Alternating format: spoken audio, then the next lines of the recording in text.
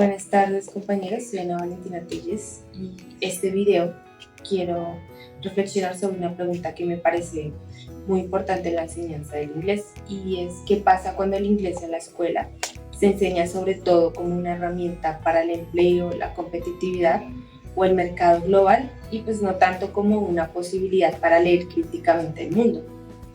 Esa es la pregunta que orienta esta reflexión.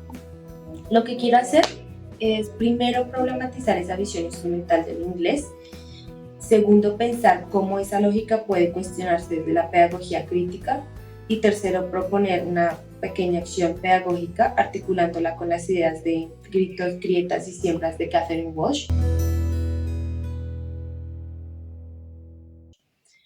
Para empezar, creo que es importante decir que en Colombia el inglés ha sido promovido desde políticas nacionales que lo asocian mayormente con el desarrollo económico, competitividad e inserción global. En muchos documentos el inglés aparece vinculado con el empleo, mercado global, movilidad y productividad. Y aquí quiero hacer una precisión importante, es que el problema no es que eso no sea cierto, porque claro que el inglés puede abrir oportunidades, sino para mí el problema es que esa lógica termina ocupando el centro del discurso y reduce el idioma a un valor meramente funcional. O sea que el inglés empieza a verse como algo que sirve solo para competir, trabajar o progresar, y pues mientras se deja de lado o en un segundo plano otras dimensiones del lenguaje, como lo cultural, lo identitario, lo crítico y lo sociocultural. En mi caso, esta reflexión toma como referencia la institución educativa departamental San Pedro en Caparrapí, Cundinamarca, donde crecí, estudié, y pues no lo uso para hablar en nombre de una comunidad, sino como un punto de partida para pensar críticamente esta problemática. Aquí me parece muy útil la noción de grito en Catherine Walsh. El grito como esa acumulación de un sentir, y en este caso es una incomodidad pedagógica. Y es denunciar que el inglés se enseña de una forma instrumental y mayormente descontextualizada y empobrecida. Y este grito también dialoga con Freire, en lo que Freire critica o llama la educación bancaria, una educación en la que el conocimiento se deposita en los estudiantes como si fuesen recipientes vacíos. En ese modelo donde aprender se redujo solo a recibir, a memorizar, a repetir contenidos sin conexión con la experiencia ni reflexión o teniendo en cuenta la transformación del mundo. Y esto es clave para pensar el inglés, porque cuando el idioma se enseña solo como estructuras gramaticales, vocabulario o habilidades útiles para el mercado, pues se termina convirtiendo en algo que se acumula más que en algo que se vive y se cuestiona. Aquí me parece algo importante, o aparece algo importante, que hay una relación muy fuerte entre la educación bancaria o una concepción instrumental del lenguaje.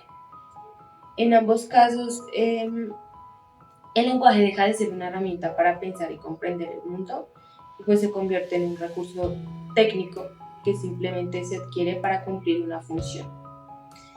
Y así el inglés termina enseñándose más como un capital, un requisito o como una habilidad productiva, y no como una práctica viva y situada, y por qué no crítica.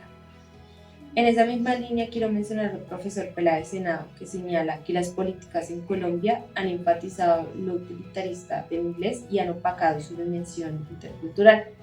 Entonces aquí aparece una tensión del inglés como instrumento económico o como lenguaje de práctica viva, social y crítica. Para mí, ese es el núcleo del problema.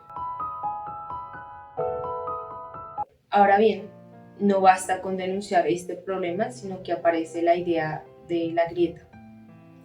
Y la grieta para mí no significa destruir todo el sistema, sino abrir pequeñas fisuras dentro de él, y que permitan otras formas de pensar y enseñar el inglés. Aquí yo coincido con Graham Crooks, donde propone herramientas como el análisis crítico de necesidades, el contenido crítico, el diálogo y una orientación a la acción. Porque esto muestra que sí es posible transformar la enseñanza del inglés desde el aula. También quiero resaltar el trabajo de Cruz Arcila, que muestra que los docentes rurales no aplican la política de una forma mecánica, sino que negocian, interpretan y resignifican, porque son agentes políticos también. Ahí aparece la grieta, cuando el docente deja de ser ejecutor y empieza a ser esta gente que decide críticamente qué enseña y para qué. Después del grito y de la grieta aparece la siembra. Y aquí la siembra es una acción situada. Mi propuesta no es cambiar todo un currículo, un macrocurrículo o un sistema, sino empezar por algo más pequeño que también puede ser muy potente, como reorientar algunas clases del inglés hacia temas socialmente significativos. Para mí también la siembra aparece cuando el docente asume una postura crítica frente a lo que significa enseñar una lengua.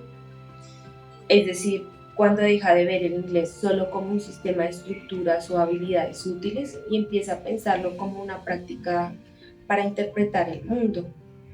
Desde ahí, una clase no tiene que limitarse a enseñar vocabulario como travel, success, progress, jobs, sino que puede abrir espacios para cuestionar los sentidos que están detrás de esas palabras. Por ejemplo, que un docente pueda proponer actividades donde los estudiantes no solo nombren profesiones o deseos, sino que reflexionen sobre qué trabajos existen en su contexto, cuáles son valorados y cuáles no, qué significa progresar o el éxito desde diferentes realidades, cómo se imaginan su futuro desde el lugar en el que viven.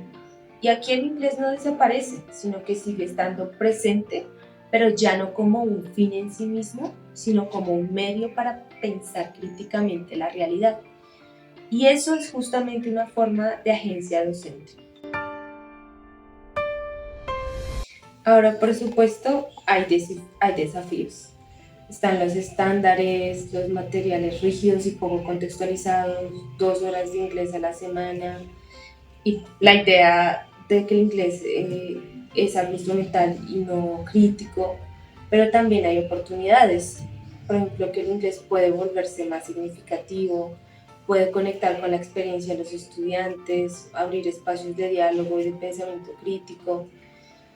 Y pues ya para cerrar, la cuestión no es si enseñamos inglés o no, o si es útil en la ruralidad o en cierto contexto, sino la cuestión es desde qué sentido lo enseñamos, qué mundo reproducimos y qué grietas somos capaces de abrir.